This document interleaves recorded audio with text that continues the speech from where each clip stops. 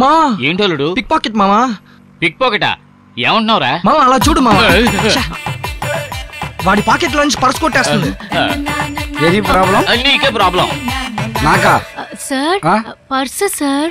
అయ్యో ఈశ్వరా, పర్స్ ఇవ్వండి. జాగ్రత్త సార్, మీ పర్సుకి చిల్లుంది, జాగ్రత్తగా పెట్టుకోండి సార్. చాలా మంది దొంగనాయాళ్ళు ఉన్నారు. ఓ థ్యాంక్ యూ. మీలాంటి మంచి వాళ్ళు ఉన్నారు కాబట్టి ఈ లోకంలో వర్షాలు పడుతున్నాయి. అవును సార్. చూసారా, నేను చెప్పానుగా వర్షం వచ్చేలాగా ఉంది. అవును సార్. మీరు రోజు ఈ బస్ స్టాప్ దగ్గరికి వస్తారా? ఎందుకు సార్ అడుగుతున్నారు? నేను రోజు ఈ బస్ స్టాప్ దగ్గరికి వస్తాను.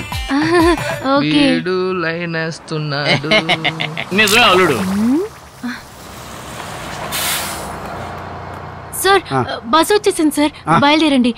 మనం తర్వాత కలుద్దాం. ఓకే, మనం రేపు కలుసుకుందాం. Okay bye. Bye. Okay bye, వెళ్ళొస్తా. Okay sir. ఏం సొల్లు కాచుకుంటున్నాడు రా? బానే ఉంది కదా. స్కిల్స్ మనం ఏదో పిక్ పాకెట్ చేసినట్టు మన తడుతున్నాడు. అల్లుడు లాక్ కొట్టినా సరే నవ్వుతూ ఉన్నాడు చూసావా? అప్పుడే చెప్పాను కదా వీడు ఆ టైప్ అని. ఎందుకే వాడి దగ్గర పర్స్ కొట్టేసా? హలో, మరి టూ మచ్ గా మాట్లాడకండి. నేను పిక్ పాకెట్ కొడితే అతనితో చెప్పొచ్చుగా. అతను వెళ్ళిపోయాక నన్ను అడిగితే ఎలా? నా దగ్గర అడిగే పని పెట్టుకో. ఏంటి ఓవర్గా మాట్లాడుతున్నావు? ఏంటో చూడు. ఏంటి అల్లుడు? అల్లుడు ఇంటి తాళం కప్పల నుంచి బ్యాంకు తాళం కప్పలు తెరిచే వరకు అన్ని రకాల కీసు పెట్టుకుంది అల్లుడు. ఇది పక్కా ఫోర్జరీ, జాగ్రత్తగా ఉండు. అమ్మో, ఇది తాళం కప్పలే కాదు, ఏవేవో కీలు కూడా పెట్టుకుంది. ఎలా చేసేది? అంతలో ఈ వదలు వచ్చి మొత్తం చెడగొట్టేశారు.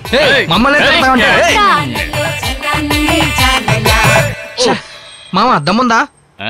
ఏంటి దమ్ముందా గిమ్ముందా అంటూ ఏం పని లేదా నీకు? ఇదే ఆఖరి దమ్ము, నెమ్మదిగా కొట్టు. ఇదే వేస్ట్.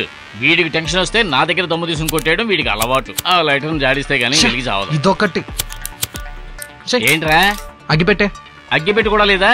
అది కూడా ఉంచుకోవా? ఇప్పుడు ఎవరిని అడగాలి?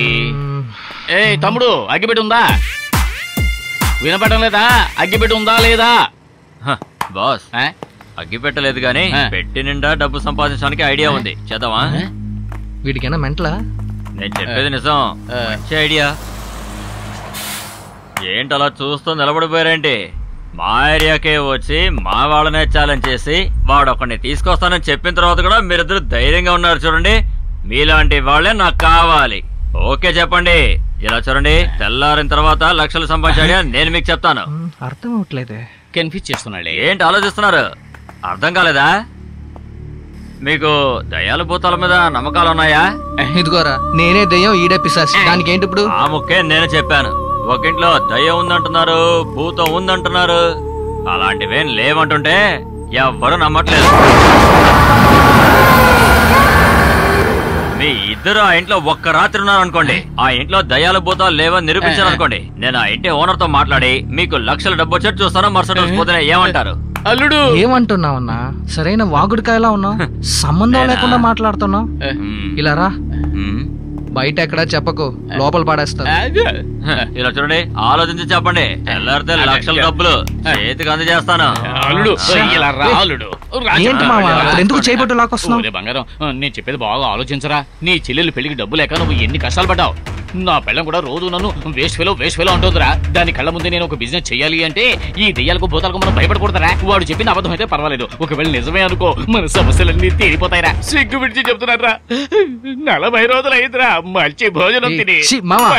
చిన్న పిల్లవాడిలా ఏడుస్తావేంటి? నువ్వు ఫిక్స్ అయ్యావు, నేను వద్దంటే వదులుతావా ఏంటి? విషయం ఏంటో నీ కరెక్ట్ గా అడుగు. I'm waiting.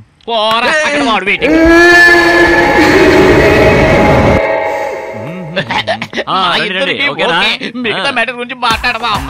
నాకు తెలుసు, డబ్బులంటే శవం కూడా నోరు తెలుస్తుంది. ఇదిగో తీసుకోండి, ఇదే నా విజిటింగ్ కార్డ్. మీరు సరిగ్గా 6కి ఫోన్ చేశారు అనుకోండి, మన మెయిన్ రోడ్ మార్కెట్ దగ్గర బ్రిడ్జ్ చూసారా, దాని కింద నా వైన్ షాప్ కి వచ్చేసేయండి. ఆ వైన్ షాప్ కి నేను ఓనర్ ని తీసుకొస్తాను. అక్కడ మనం అన్ని స్వయంగా మాట్లాడుకుందాం. అల్లుడు దీన్ని జాగ్రత్తగా దాచుకో. రండి రండి నడండి. కుమార్కి నేను ఎవరినరా? దోమల కుమార్ని. రండి రండి, మంచిది, వెళ్ళరండి. ఎవరు అది? వీడా? చెప్పు. అయ్యయ్యో, నువ్వు దాని గురించి అసలు దిగులు పడగరా. ఇప్పుడు నేను రంగంలోకి దిగాను కదా, ఇక నుంచి అంతా మనకి మంచి జరుగుతుంది.